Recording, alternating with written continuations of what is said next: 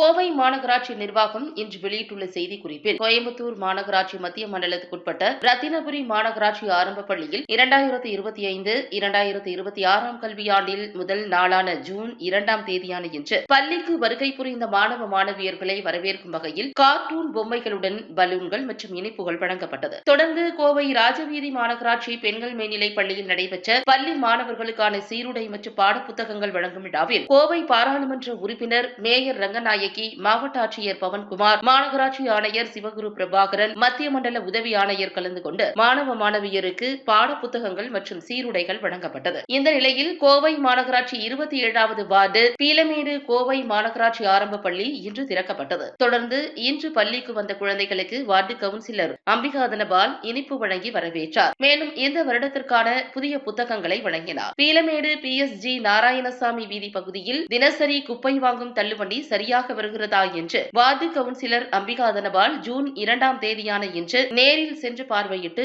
ஆய்வு மேற்கொண்டார். பின்னர் பொதுமக்களிடம் மக்கும் குப்பை, மக்காத குப்பை என குப்பைகளை பிரித்து தரும்படி கூறினார்.